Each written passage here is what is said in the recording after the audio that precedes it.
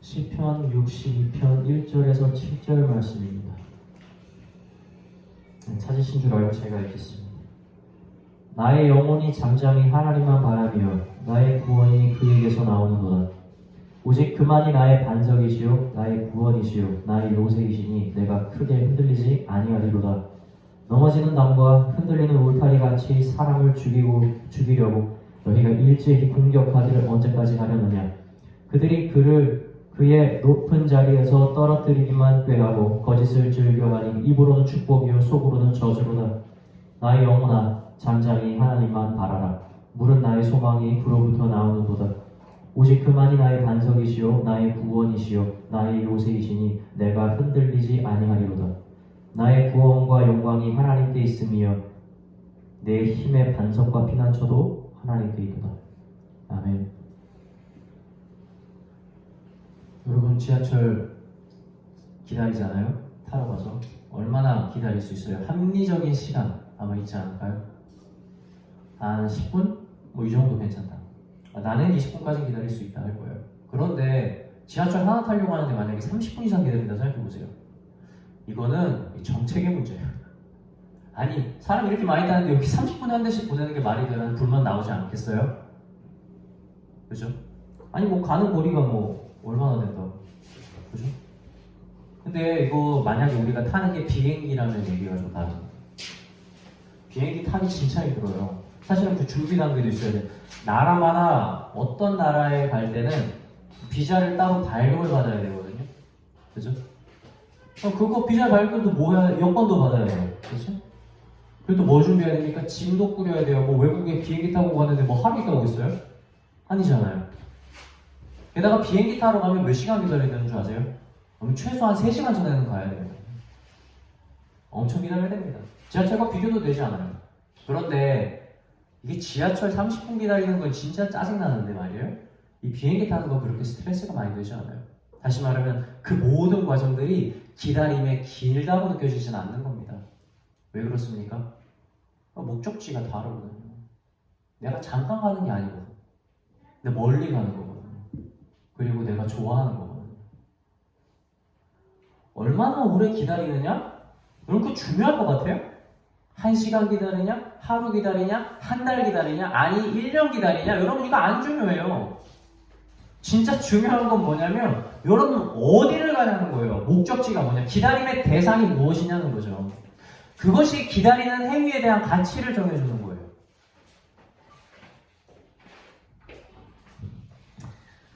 저는 종종 아이들한테 이제 너 이거 하면 뭐 해줄게라는 조건 많이 걸어요. 여러분들 자녀 키우면서 많이 그렇게 할 거거든요. 우리 막내 아직까지 먹힐 때가 있어요. 야, 내가 아이스크림 사줄 테니까 이것 좀 해라. 근데 이제 이게 점점 기간이 짧아지고 있습니다. 전에는 그래도 하루는 갔는데 요즘 한 30분 바로 즉각적인 행동 아니면은 내가 이제 안 한다 그래요. 아직은 안 먹고 안 하겠다.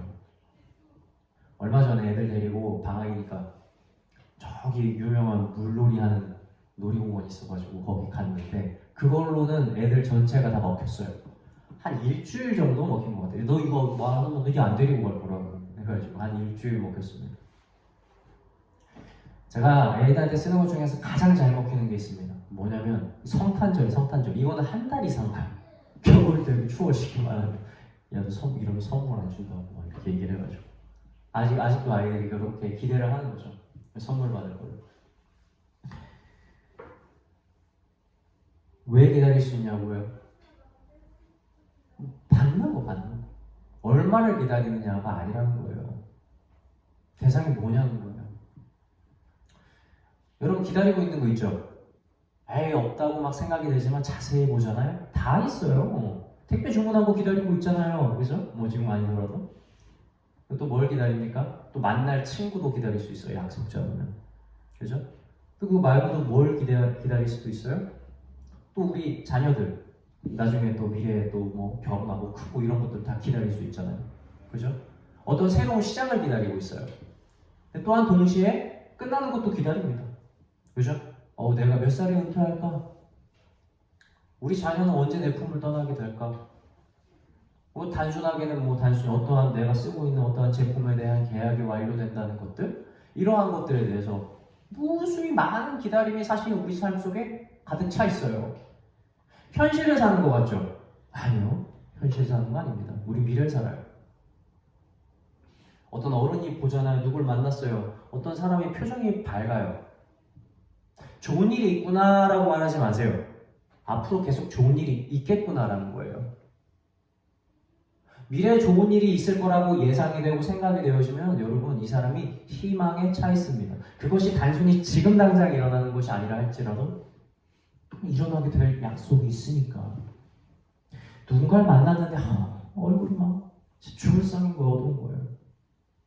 지금 힘들다라고 말하지 마시고 이 사람은 앞으로 힘든 일이 올 거라고 생각을 하면 돼요. 일이 잘 안 풀려서 나중에 오게 될 어려운 일들, 관계가 힘들어져서 앞으로 닥치게 될 힘든 일들, 이런 것들이 계속해서 마음을 무겁게 하고 슬프게 하는 거예요. 지금 당장 있는 일은 아닐지라도 희망이 있으면 살 수 있고요. 지금 당장 일은 아니더라도 희망이 없고 절망적이면 살 수가 없는 겁니다. 그런데 안타깝게도 우리가 이 땅에서 얻는, 다시 말하면 우리가 이 땅에서 우리를 기쁘게 해주고 희망이라고 말할 수 있는 모든 대상은요, 여러분 다 없어져요. 다 사라져요. 세상이 주는 기쁨이라고 하는 것도 유통기한이 있기 때문입니다. 그래서 우리가 세상에 있는 만족을 계속해서 유지하려고 한다면 여러분 그거는 답이 없어요. 세상에서 얻은 상처를 사람들은 무엇으로 치료하려고 합니까? 세상에서 얻는 다른 기쁨으로 이것을 회복하려고 해요. 힘든 일이 있으면 행복한 일을 생각을 하는 거예요. 힘든 일이 있으면 행복한 일이 일어나게 만드는 겁니다. 그런데 여러분 이것이 그 행복을 보장해 줍니까? 아니요, 전혀 그렇지 않아요. 그 행복은 그냥 예전에 있었던 고통을 싹 덮어주는 것 뿐이에요. 그 상처는 그대로 있는 거거든요. 절대 세상에서 얻는 고통을 세상이 주는 행복으로 여러분 덮을 수 있다고 생각하지 마십시오. 그것을 낫게 하는 유일한 힘은 세상의 고통은 하늘의 위로가 줘야지 회복이 된다는 거예요. 세상이 우리에게 얼마나 많은 기쁨을 줄 수 있을 것 같으세요, 여러분? 제가 예전에 인터넷을 보다가 되게 재밌는 글을 하나 봤어요. 그 뭐라고 써있냐면 위트가 섞인 말이죠. 당신이 행복을 돈으로 살 수 없다면 당신에게 돈이 부족한 것이 아닌지 확인해보라, 이런 말을 썼더라고요. 돈 있으면 무조건 행복하다는 거예요. 여러분 이 말이 맞습니까? 솔로몬 우리 잘 알죠? 솔로몬 정말 대단한 왕입니다. 여러분 어떤 점에서 대단한 줄 아세요? 우리가 다윗을 잘 기억을 하는데 다윗의 아들 솔로몬이 나중에 왕이 되잖아요. 진짜 이스라엘이 가장 큰 힘을 가졌을 때가 우리는 종종 다윗 때라고 생각을 하는데 아니 그렇지 않아요. 솔로몬 때예요. 솔로몬 때. 이 솔로몬이 정말 어마어마한 부를 가졌습니다. 금을 써도 남으니까 그냥 식기랑 이런 것도 다 금으로 만들 수밖에 없을 정도로 금이 넘치는 거예요. 그리고 이 솔로몬한테 그 지혜를 얻으려고 사람들이 전국에서 막 모여드는 거예요. 그래서 몇 마디 해주면 사람들이 막 돈, 금 같은 거, 은 같은 거 다 갖다 주는 거예요. 솔로몬 얘기 한번 들으려고 사실상 왕들이 줄을 서요. 누구와도 솔로몬과는 전쟁을 못 벌입니다. 전쟁을 벌일 수 없는 나라인 거예요. 게다가 솔로몬 돈만 많은 것도 아니에요. 다윗 때 하나님이 무엇을 막았습니까? 다윗이 하나님을 너무 사랑해서 다윗이 하나님 성전을 지으려고 했는데 하나님 막았어요. 너 손에 피 너무 많이 묻혀서 너의 손엔 짓게 안 할 거고 네 아들이 짓게 할 거니까 넌 준비만 해라고 하고요. 그래서 다윗이 하나님의 성전을 못 지었어요. 얼마나 한이었을까? 그거 누가 짓습니까? 솔로몬이 지었어요. 여러분 솔로몬은 여러분 이 세상에서 솔로몬보다 돈 많은 사람 없었어요. 지금까지. 명예? 여러분 솔로몬만큼 전 세계로부터 사랑을 받고 또 나온 거 없을걸요? 심지어 솔로몬은 부인도 수천 명이었어요. 자기가 원하는 거, 하고 싶은 거 다 할 수 있었던 거. 여러분 솔로몬이었어요. 그런데 솔로몬이 전도서에서 뭐라고 말하는 줄 아세요? 전도서에서 가장 많이 나오는 말, 헛되다라는 말. 헛되고 헛되다. 모든 것이 헛되다. 그죠? 이 전도서의 주제 아닙니까? 돈으로 행복을 살 수 없다면 돈이 부족한지 아닌지 확인해 보라고요? 여러분 솔로몬이 이 말 들었으면 콧방귀 뀌면서 이렇게 말했을 겁니다. 만약 돈으로 행복을 샀다면 그 행복이 진짜인지 아닌지 확인해 보라고. 이렇게 얘기했을 거예요. 세상이 주는 어떠한 행복도 여러분 영원하지가 않습니다. 솔로몬은 우리에게 그걸 가르치는 거예요. 모든 것을 가진 뒤에 우리에게 주는 지혜가 무엇입니까? 지혜의 왕이 얘기하는 거예요. 얘들아, 세상에서 얻는 그 어떠한 금은보화도 한순간에 하루 만에 폈다가 없어지는 들풀보다도 낫지 못하다는 거예요.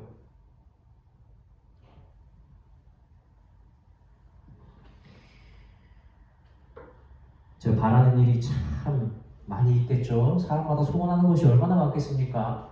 그런데 만약에 제가 모든 소원을 다 빼버리고 딱 한 가지만 남기라면 주저없이 말하는 거 딱 한 가지 있어요. 이 땅에서 바라는 일 중에 그게 뭐냐면 우리 자녀들이 하루빨리 우리 예수님 영접하고 하나님 제자 되는 거, 그거 하나 정말 간절합니다. 지금이야 나이가 어리니까 어디 상처받고 부모한테 오면 위로가 돼요. 지금이야 나이가 어리니까 얘네들이 필요한 것들을 내가 채워줄 수 있어요. 근데 조금 커봐요. 부모가 위로가 됩니까? 안 돼요. 얘네들 가지고 있는 문제들 부모가 해결해 줄 수 있을 것 같았어요? 안 돼요. 언젠간 나가게 될 건데 그때 무엇으로 이 아이를 이겨내겠느냐? 여러분 그건 진짜 신앙밖에 없는 거예요. 세상에서 없어지게 될 소망을 품고 그것을 기쁨으로 삼아서 그것을 쫓는 자녀들이 아니라 하늘의 소망을 품고 세상에 있는 모든 고통과 어려움들을 이겨내는 자녀가 되기를 저는 하루속히 되기를 간절히 바란다는 겁니다. 가끔 이렇게 저처럼 자녀에게 신앙을 가르치고 싶은 부모들 많이 있어요. 그런데 그 방법을 모르겠다는 분들이 참 많습니다. 내가 천국을 소망하고 바라고 믿음이 있는데 도대체 이거 어떻게 내가 자녀들한테 가르쳐야 되는지 모르겠다는 거예요. 근데 여러분 되게 쉬워요. 여러분 믿으면 돼요. 이걸 무슨 방법 없어요. 가끔씩 믿으면서 있는 거를 무슨 버스 정류장에 가만히 서가지고 버스를 기다리고 있는 것처럼 생각을 하는 분들이 있어요. 기다린다라는 게. 근데 여러분 그렇지 않습니다. 우리가 믿음을 세우고 그 자리에서 믿음을 가만히 지키고 있는다는 건요, 정말 적극적인 행동의 기다림을 낳고 있다는 걸 말하는 거예요. 모세가 이스라엘 백성들을 출애굽시키고 나가가지고 말이에요. 하나님이 얼마나 많은 기적 보여줘서 그래서 딱 가는데 아니 세상에 인도했는 데가 강 앞이 바다 앞인 거예요. 이거 뭐 바다 같은 강이잖아. 뭐 장난하는 것도 아니고 이제 끝난 거잖아요. 뒤에 애국 군대 40만 군대가 병걸 가지고 오고 있는데 어떡할 겁니까? 이렇게 얘기해야죠. 얘들 망했다. 야 도망가라. 야 몇 명들은 지키고 쟤네들이라도 후손 봐서 가나안 가게 해야지라고 해야죠. 근데 모세가 입에서 뭐라고 말하는 줄 아세요? 너희는 가만히 여기 서 있어라고 얘기해요. 잠잠히 서서 하나님께서 오늘날 너희를 위해 이루시는 구원을 보라. 누가 서 있어요? 누가 가만히 있을 수 있습니까? 믿음이 있으니까 서 있을 수 있는 거예요. 그러니까 그 자리에서 하나님이 모세를 통해서 바다에 길이 나게 하고 거기에서 이스라엘 백성들이 건너가는 기적이 일어나는 겁니다. 여러분 모세가 가만히 서 있으라고 하는 게 진짜 가만히 빈둥빈둥 앉아서 기다리고 있는 겁니까? 아니요. 진짜 큰 전쟁 치르고 있는 거예요. 예수님께서 천국에 비유하실 때 열처녀 비유하시지 않습니까? 10명의 처녀가 잔치집 앞에 앉아서 자기 신랑 기다리는 거예요. 신랑만 오면 가는 거예요. 우리가 지나가다 보면 그냥 거기 앉아갖고 그냥 기다리고 있구나라는 모습 보이겠죠. 겉모습은 다 기다리고 있어요. 앞가서. 그런데 기다리는 모습이 달라요. 5명은 뭘 준비했어요? 신랑이 오면 들어갈 수 있도록 등에 기름을 준비해 온 거예요. 근데 그 5명은 진짜 가만히 있는 거예요. 겉으로 볼 때는 아무것도 보이지 않죠. 그런데 실제로 그 잔치집 문을 들고 가는 그 과정에 뭐가 필요합니까? 진짜 적극적입니다. 내 준비한 상태. 그렇죠? 그걸 가지고 가는 거예요. 가만히 있는다? 여러분 세상에 여러분 가만히 둡니까? 아니요. 절대 가만히 두지 않습니다. 여러분이 버스를 타려고 기다리고 있는데 가만히 서서 기다리는 게 아니라 거기 가는 것보다 더 중요한 이유를 만들어내서 여러분들에게 전화를 걸 겁니다.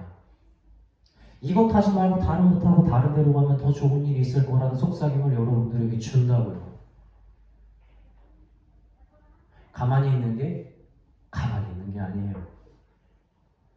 예수님 시대에 고난이 오고 예수님의 제자들과 속제자들이 얼마나 고난을 받았습니까? 그들이 그런데 안 떠내려왔어요. 그들이 자기 위치에서 가만히 있어서 너는 예수님 믿는다 얘기하는 거예요. 예수님이 와서 예수님을 따르는 추종자가 막 많은데 예수님을 믿는다랑 야 예수님 믿는 사람 다 죽여버릴 거야 라고 하면서 군인들이 쫓아다니고 있는 상황에서 나 예수님 믿어라고 가만히 서 있는 게 어떻게 가만히 있는 겁니까?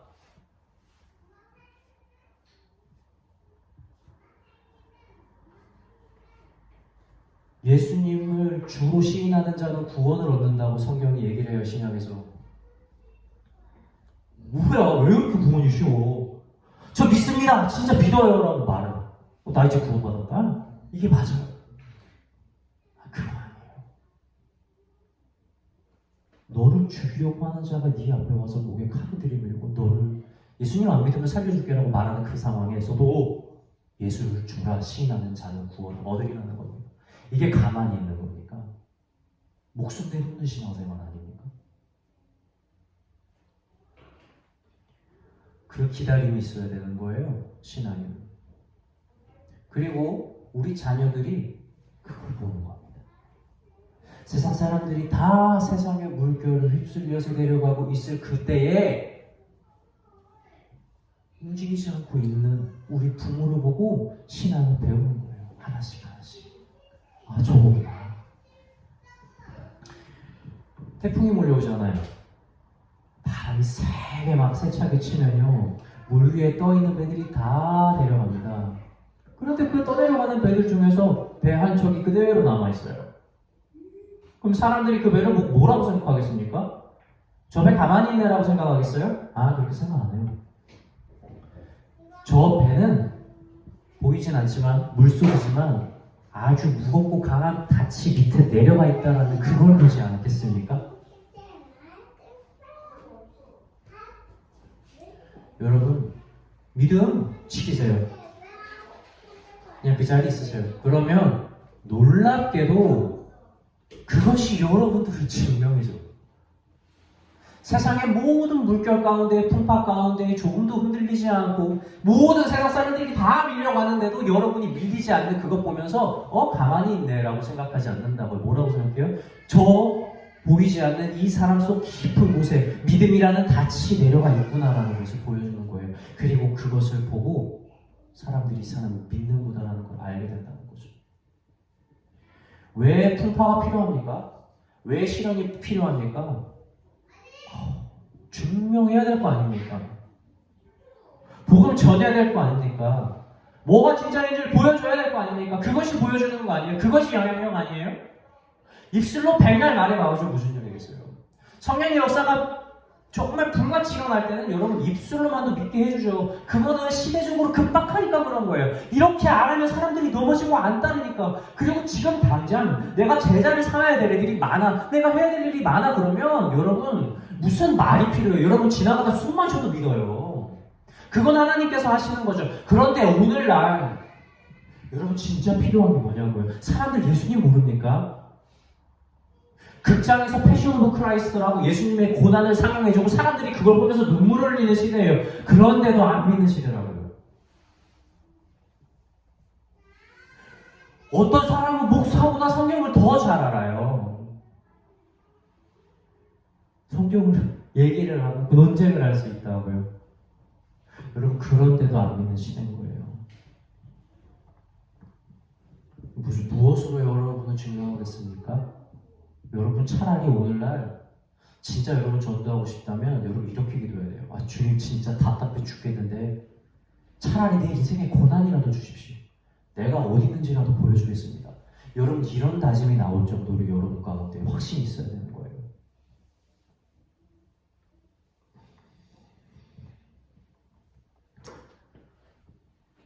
믿음은 이처럼 가만히 서 있는 게 아닙니다.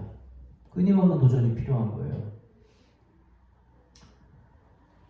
다윗이 비록 왕이 된 걸 우리가 알지만 여러분, 다윗은 정말 힘든 일들을 많이 경험했어요.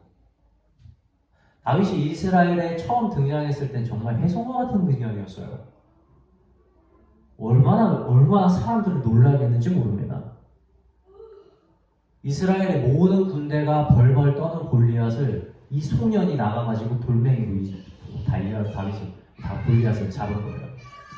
사람들이 얼마나 흥분되고 기쁘고 감동을 받았는지 이 사람들이 다윗을 향해서 찬양을 하기 시작을 합니다. 뭐라고 찬양합니까? 사울이 죽인 자는 천천히요, 다윗은 만만히로다, 이렇게 얘기하는 거예요. 사울이 그 당시 왕이었거든요. 그런데 왕이 듣는 자리에서 사람들이 찬양을 그렇게 하는 거예요.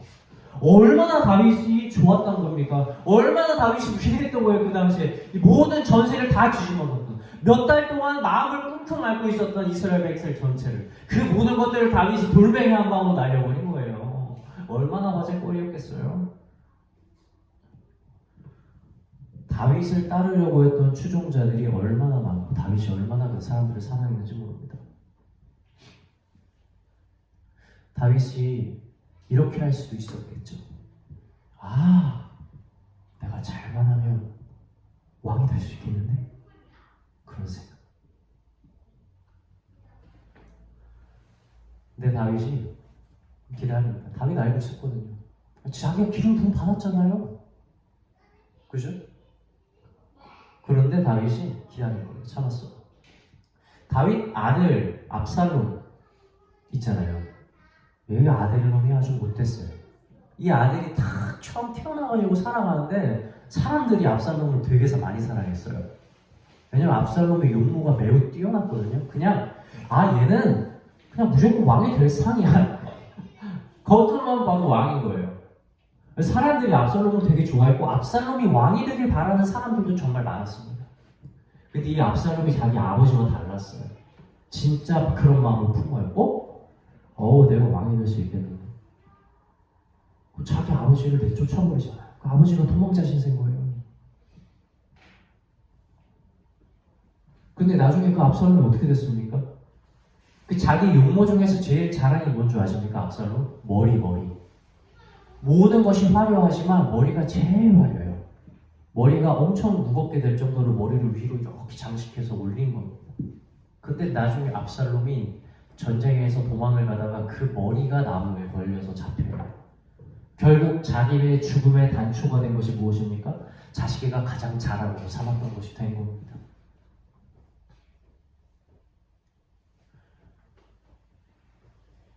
왕 될 자격 있었겠죠. 압살롬 있었어요. 아니, 자기 첫째 아들이잖아요. 다윗의 첫째 아들이요. 당연히 왕이 되겠죠. 게다가 사람들도 인정했잖아요. 근데 압살롬이 뭐에서 실패한 줄 아세요?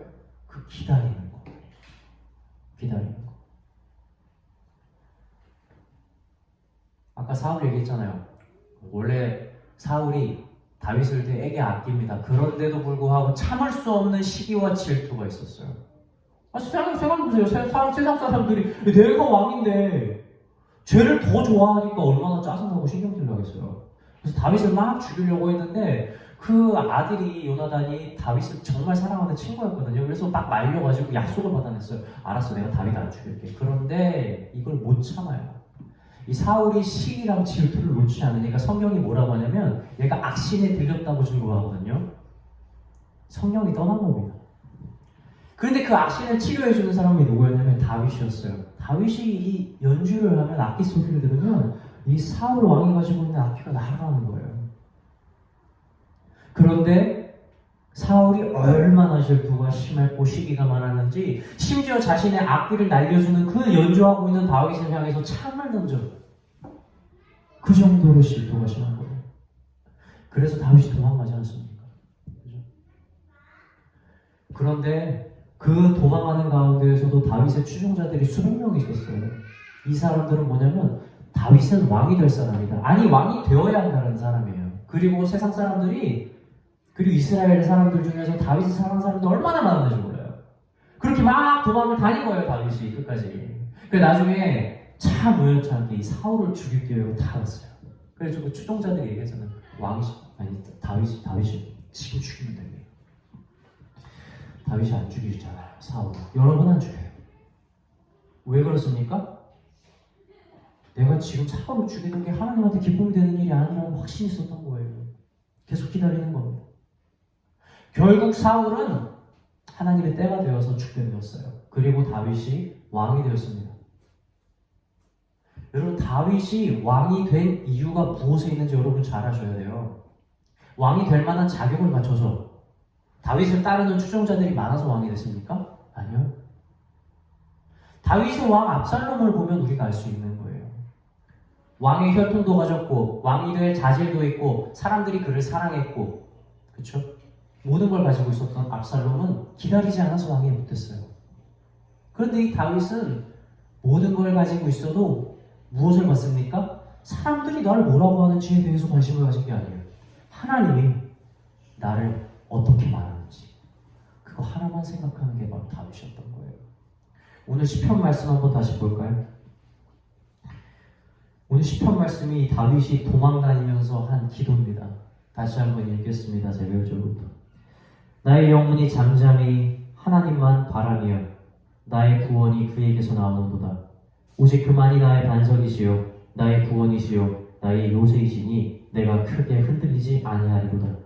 넘어지는 담과 흔들리는 울타리같이 사람을 죽이려고 너희가 일제히 공격하기를 언제까지 하려느냐. 그들이 그를 그의 높은 자리에서 떨어뜨리기만 꾀하고 거짓을 즐겨하니 입으로는 축복이요 속으로는 저주로다. 나의 영혼아 잠잠히 하나님만 바라라. 무릇 나의 소망이 그로부터 나오는도다. 오직 그만이 나의 반석이시요 나의 구원이시요 나의 요새이시니 내가 흔들리지 아니하리로다. 아멘.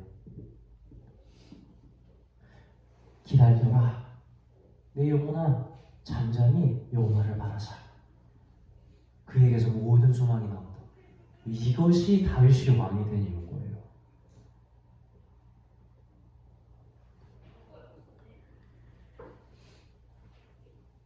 말씀을 마치고자 합니다. 잠잠히 바라는 일 어렵죠. 힘듭니다. 그렇게 못하게 할 겁니다. 마귀가. 그런데 그때 버텨야 되는 거예요.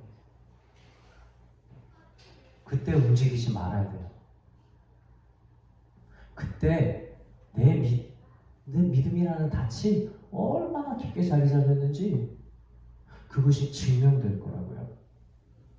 그리고 그런 사람이 다윗을 선택해서 썼던 것처럼 하나님이 쓰는 그릇이 될 수 있습니다.